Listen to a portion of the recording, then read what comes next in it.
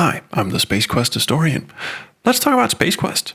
This is Space Quest 1, as I'm pretty sure most of you remember it and love it and treasure it. This is the IBM PC version. It is in fact version 2.2, as you could see there. This is the version that you get if you buy it from Steam or GOG, or if you got it on one of the Space Quest collections that came out in the 90s. And here's the Starship Arcada, or Arcada, if you will. This is all very vanilla. This is how I think most people know Space Quest. But hey, let's see what happens. Oh, look at him go. Let's see what happens if I pull a little fast one on you. Hang on.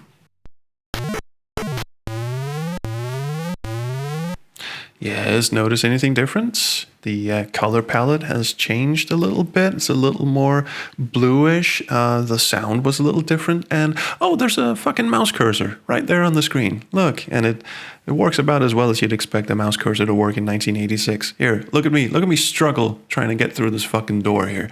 The mouse cursor doesn't do much of anything other than control Roger around the screen, and very poorly at that, I might add. He doesn't walk around objects. He doesn't, he just walks in a straight line from where you click.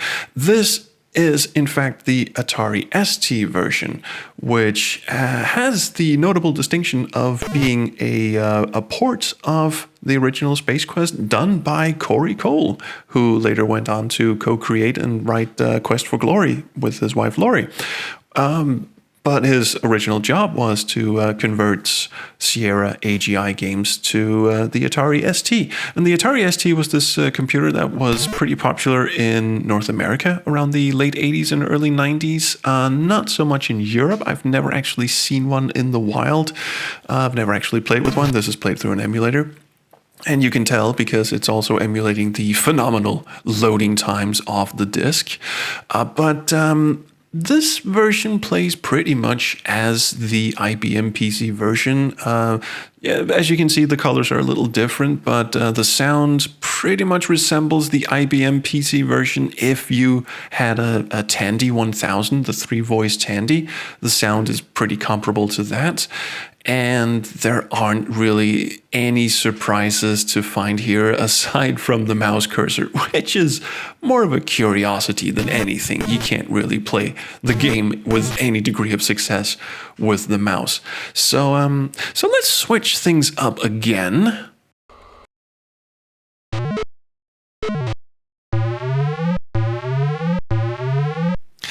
This might look a little more familiar to you 80s kids out there. This is, in fact, the Amiga version of Space Quest 1. As you can see, the colors are pretty much the same as the Atari ST version. Look, we have a little mouse, a little drop-down menu. This Amiga conversion was done by Jeff Stevenson, who actually was one of the system architects of the AGI game engine that the game runs on. Check out this transition coming up, the screen transition, where it just sort of fades. Would you come on, please? Oh, there we go. Yeah, the Amiga doesn't load very fast either. This, apart from having the same color palette as the Atari ST version, doesn't really differ that much from the IBM PC version either. Although, of course, this one uses the Amiga sound chip. Was it Paula? I think it had a funny name, which, as you music nerds out there might know, uses sampled audio instead of synthesized audio, meaning that they actually had to go in and sample the beeps and boops into a waveform of some kind and then construct the soundtrack from that.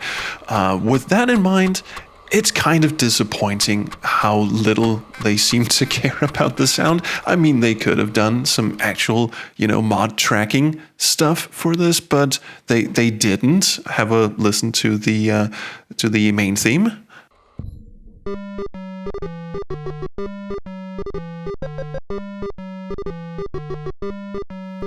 Yeah, as you can tell, just no fucks were given by Sierra for this Amiga conversion, and it's a little odd. It strikes me as a little odd, seeing as the Amiga was indeed a piece of hot shit in the late 80s and early 90s. It was still hanging on there by by 1990, 91. So, and this is a recurring theme. You'll see this crop up in the series that Sierra and the Amiga have a very, I wouldn't say contentious relationship, more of a sort of neglected parent kind of relationship. But anyway, let's move on. So this is an entirely different kettle of fish, I think you'll agree. This is the Apple IIgs version, and if Sierra didn't give a shit about the Amiga, they gave the absolute opposite amount of shit about the Apple IIgs, because the Apple IIgs version of Space Quest 1 and 2 are just amazing, just light years ahead of anything else you saw on any of the other platforms. Even the IBM PC version, as you can hear, the music is multi-channel stereo music. It sounds a little wonky, but I'm gonna put that down to the emulator I'm using. And not only that, check out what happens once you exit the broom closet at the start.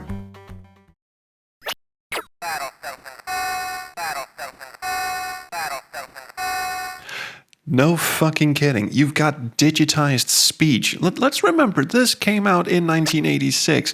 Might have been 7, but it was pretty damn hot shit for 1986 or 7. Let's see here. Oh, the about screen doesn't actually tell us shit. It doesn't even tell us who did the conversion of this. But we know that. Sierra really loved the Macintosh. They loved the IBM PC most, but they really had a soft spot for the Macintosh and the Apple IIgs especially, because this version is just fantastic. You've even got rudimentary mouse support. It works about as well as the Atari ST version, but you can just tell that a lot of love went into this. And speaking of digitized samples and just the sound in general, there are a ton of sound effects in this version, and there's a ton of music in this version that isn't heard anywhere else either. And once we get to Space Quest 2, there's even more music. But things really get weird and freaky on you once you get to the hologram, and I don't know. Have a listen. It is not enough. What? It is not enough. What was that? It is not enough. It is not enough. It is not enough. We are just gonna have to go back and reverse that, don't we?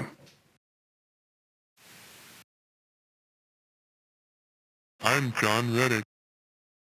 I'm John Reddick. Who? I'm John Reddick. John Riddick? John I'm Rennie? John Reddick. John Reddy? Ooh, I'm who? John Reddick. I know there's a John Williams at Sierra Online. That was Ken's brother.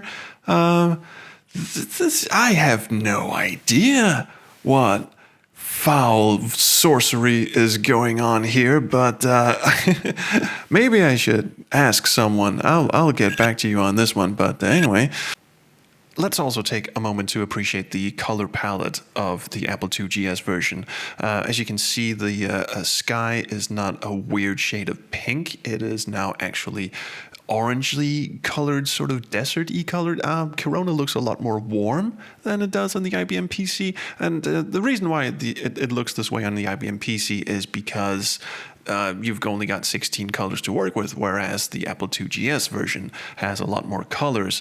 To be fair to the Amiga version that had 32 colors, the sky's also more orangey than it is on the IBM PC version. The Atari ST version still has the pink sky, and whoops, someone just got eaten.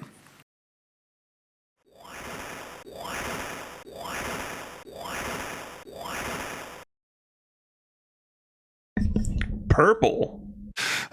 Moving on.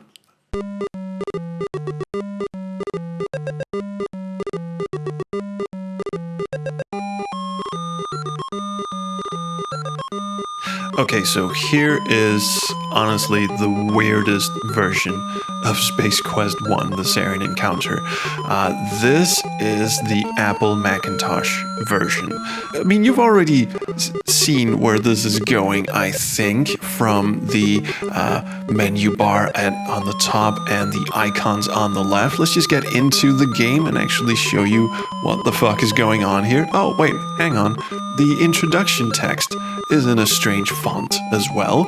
You'll notice there's a bit of high resolution stuff going on here. The Macintosh famously was a graphical interface computer in an age when we were used to, the DOS prompt over on the IBM PC side. We were used to low-res graphics. The original Space Quest runs in a resolution of 160 by 200, which is then stretched to 320 by 200.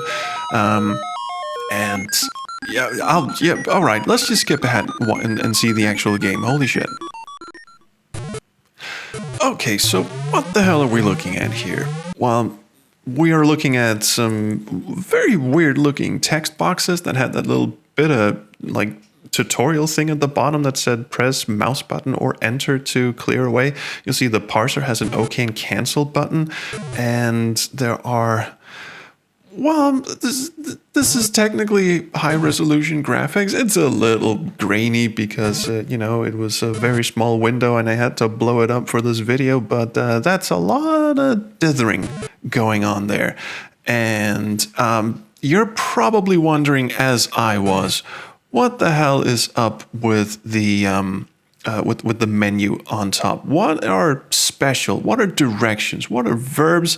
And what the hell is do it? Well, let's find out. Hang on.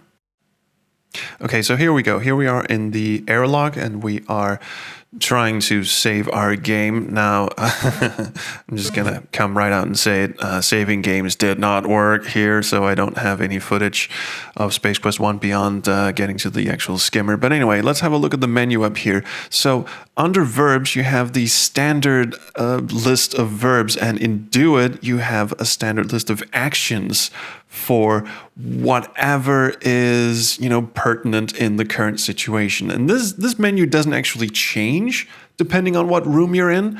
It's just weird. You can actually, if you really, really wanted to, you could actually try and attempt to play Space Quest 1 as a point-and-click adventure game. You could. You probably couldn't finish it because the verbs and do it drop downs don't actually contain all the commands needed to finish the game. But and you can turn the menus off, which is, I don't know why you would ever do that. Here we see that the Macintosh port is by Fairfield Software. I have no idea who these people are. But anyway, this is the Apple Macintosh version, and things get even weirder when we get to Space Quest 2, because they actually expanded on this little point-and-click style interface. But anyway, this was the version that actually made me want to do this little video series in the first place.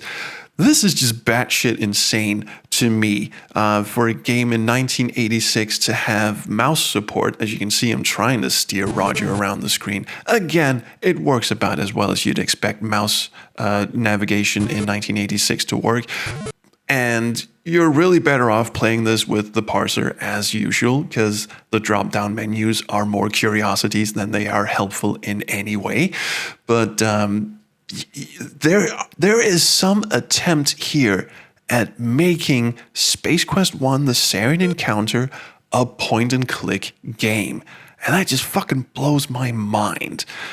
But anyway, I will be back with Space Quest 2, which is a bit more of the same, honestly. I'll mostly just be showing you the awesome stuff that's lurking in the Apple II GS version, and of course show you the absolutely bizarreness that is the Apple Macintosh version of Space Quest 2, but we'll have a look at the Amiga and Atari ST versions as well. So I hope to see you for that, and until next time, I'll just see you around the Chrono Stream. Bye.